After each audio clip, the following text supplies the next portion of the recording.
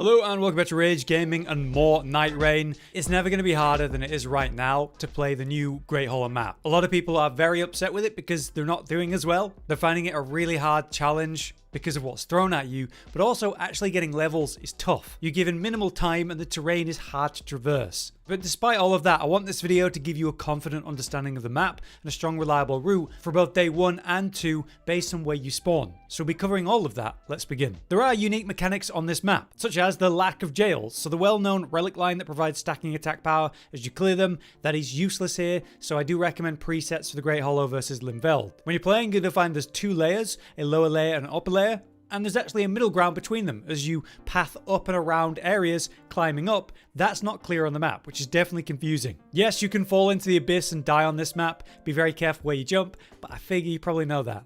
On the northwest side and the southeast side, outside of each respective castle, is a portal. When you interact with it, it takes you to the other portal. This is the fastest and easiest way to traverse the map from one side to the other. In my experience, the circle always ends on day 1 on the other side of the map from where you spawned. So if you spawned on the west side, it's probably going to end on the east side and vice versa. But of course, on day 2, it always ends in the same place. That tower at the northeastern point, a special tower for a final fight, which is nice compared to regular Nightreign because it means you always know where you're gonna end up at least. And yes, you can access it from the bridge on the west side, but if you end up on the east side with a final circle, you'll have to make this crazy jump from this ledge on a cliff above it. Heads up. Now, the larger points of interest are cursed. That is the triple layer temple and the castle. This is because of the crystal map event that has you cursed. You must finish that event before that's gone, and so you plan to deal with that event every single time you run this map. Yes, super merchants exist on this map and will appear as a special golden symbol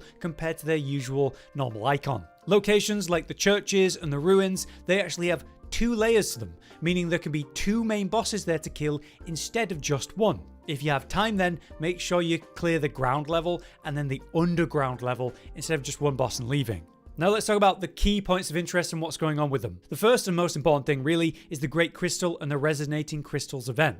In short, this map event is required for you to function on this map. The curse is the half health cut at the temples and castles, like I said, and if you want to do those on day 2, which you do, you will first need to break at least 3 blue crystals by going up to them and interacting and resonating with them. In my experience, it's 3 blue crystals if you're solo, and it's 4 if you're in a team, so fair warning on that. All crystal locations are revealed on the map day 2, but you want day 2 to be all about doing the hardest and rewarding content. The crystals spawn in set locations, so they might spawn in a location, but it's always going to potentially spawn in the same spot every time. So once you get familiar, you'll be able to quickly glance at those locations and see if it's there or not. When you've got the 3 or 4 resonances done, the purple crystal on the map breaks and lets you know, physically changing, then you need to go to it to claim the power. There is a southern flight path location which can be used to fly over and to it quickly if you're not on the north side. Anyway, claim the power, get the unique buff, Favor of the Great Hollow. That breaks the crystal curse, so the health cut areas, they're gone now. The other part of Favor of the Great Hollow is when you're out of flasks, it boosts art gauge generation for your ultimate. Post power collection, the whole crystal turns into a super spirit spring then, allowing you to make ridiculous distances in any direction. Or you could just leap up to the nearby portal at the southeastern point and teleport to the northwestern portal if that's relevant to you. The next key point of interest is actually the South Cathedral and the basement in there specifically. Down there you're going to find a boss where, after you defeat it, there's an armament replication station, which is weapon duping. So if you've got a good weapon and you want to power stance it, or give a copy of it to a friend or something, then you want to come here, and we will mention that in the route. Next we have the temples. These are triple layer boss fights. So you go in, you fight the first boss, you get your reward, and then there's a grace, then you climb the stairwell, second boss, second reward, then you go up again, final tier, final boss, final reward. I have found incredible results at these locations, whether it's purples or legendaries, very commonly. In fact, I've been offered multiple legendary options from killing these, so they're basically a priority location as soon as you're on day 2. Be warned though, when you enter the temple, there will be a unique modifier that actually helps you and the bosses, it would seem. If it says temple quietly soothes any and all life, this means that you and the team get passive regen that's kind of meh. but horribly, the bosses get regen, which means they take a while to kill and must be focused down. Other stuff would be like replete with magic, which means that the boss and seemingly you will get some sort of magic buff. I've had this with frost and fire, and so basically it seems to enhance that affinity, that element, if you have it, if the boss has it, so that can really backfire or be a really useful thing. Now in regards to the temple, on the top level when you fully clear all 3 bosses, you get to go to the roof, and on there will now be a rune, which guarantees that you get extra merc. So you greatly increase the amount of merc you get from this run the moment you pick that up. So even if you mess it up, you get extra merc. That's really nice. Otherwise, it's providing you with faster auto charging for your ultimate, which is obviously a really good buff. Finally, for major key locations, we have the north and south castles. These are particularly good locations because there are many bosses and mini bosses all over it, like littered around it for quick dormant power gaining. There's also major bosses, such as, say, the rooftop boss, like the castle of the original map. In this case, it's like a mutant special one, like you're in Deep of Night mode. So pretty horrifying,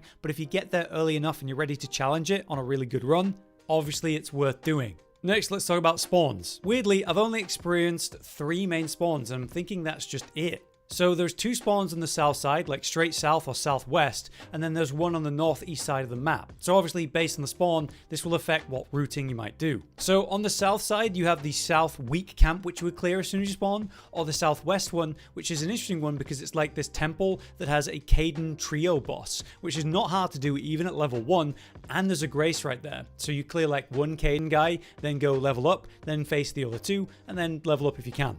If you spawn on the northeastern side, there is a water area. Here you're near the northeastern mine, which could be useful. There's like a mini cathedral here that doesn't seem to have a basement from what I've looked at. And there's also flowers on the west side.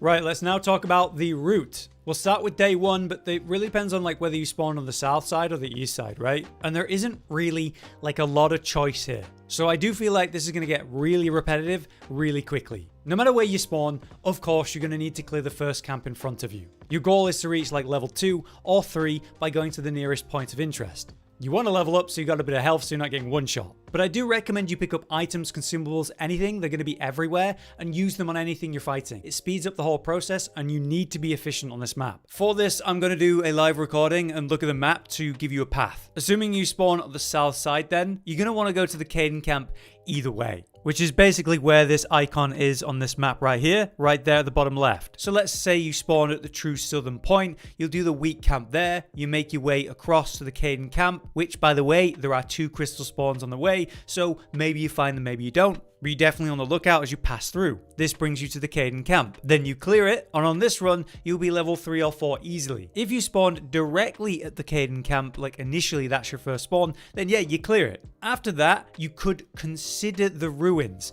But in my opinion, doing the ruins properly, which is 2 levels to it by the way, takes a lot of time where you really want to be getting crystals done day 1. So generally, I don't do it, especially because the boss can be quite pesky there too. So it's an option, but I don't recommend it. What I recommend either way once you've done the Caden camp is making your way down. The lower area here has the cathedral, which has the Dupe down here. There are multiple wandering bosses here, and there are actually more crystal spawns than shown on this map. Like, yeah, there's one here, but I know there's one over here as well. So as you drop down towards the cathedral, you get this crazy view of the whole area, which is going to allow you to spot any crystals you can see. So on the southern spawn, you're doing this southwest area, you're grabbing any crystals you find on the way, then you're dropping to the lower southern area. So that's phase 1 if you will, and then phase 2 is dropping down to the lower area. And I strongly recommend clearing the ground of the cathedral. And with this power, you should be around level 5. If you find something that's amazing to dupe really early, then go to the basement and clear it, obviously. But then it's crystal check time. So if this church is up, we go over here, checking for the crystal that might be on this spot here. See if you can spot the crystal up here from this angle. I believe there's one over here as well that you could check for. There's also one that definitely spawns here, which has like a little world boss. So basically you have a choice. You clear the cathedral ground level, maybe you go to the basement, kill the boss, do the dupe if you want, but then you're looking for crystals and picking up churches and going towards the center of the map as you do that. So you can go north or you can go east. The north route would look like something like this. Maybe you get the church there, maybe you get the crystal that's there. There's also the world boss that should be weak here, and after that you'll make your way over to the center where there's these 2 remaining churches and more crystals on this side. Or you would go the very fast east way, which is checking for this crystal over here, which has a flight path. There's also world bosses here. You take the flight path over to this section where there are always churches to get more flasks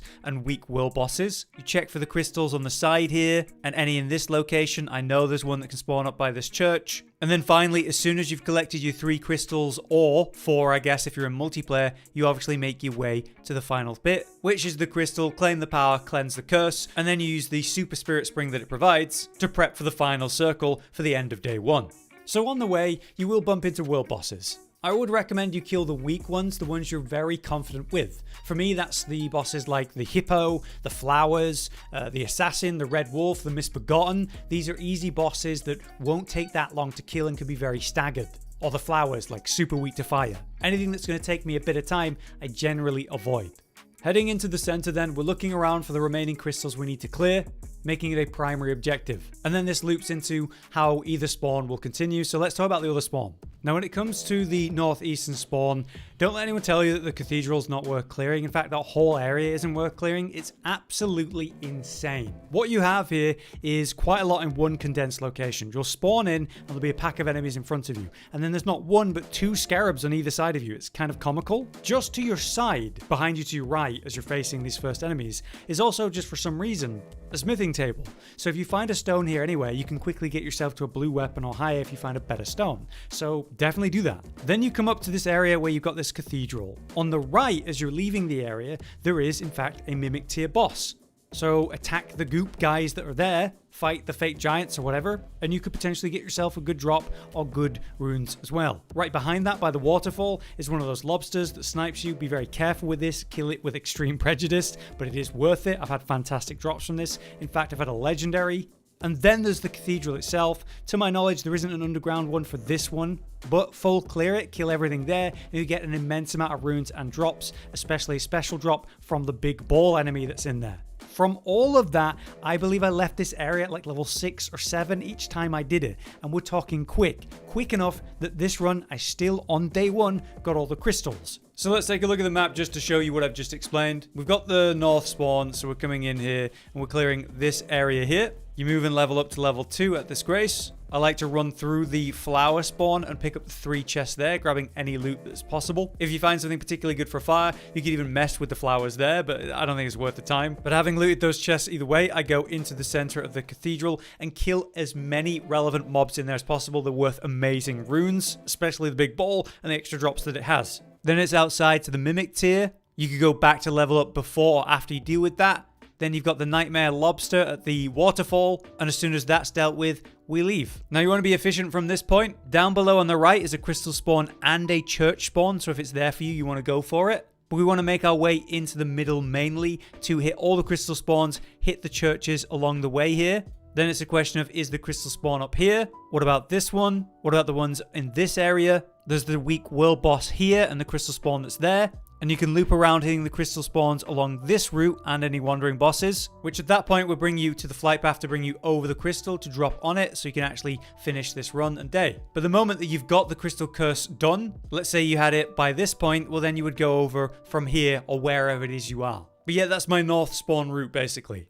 But remember, if during either spawn, either early route run on day 1, you find yourself with a good weapon that you're like, hey, I would love to duplicate that to share it with a friend or power stance or whatever it is, then that's when you change your path, change your strategy and go to the Southern Cathedral and go dupe it. And you want to do that as soon as you can, as soon as you have a good weapon. If you choose to come to the Cathedral very late in your run, which to be fair is more likely when you're actually going to want to dupe something, you may find that you cannot reach it, you're out of time, the circle screws you.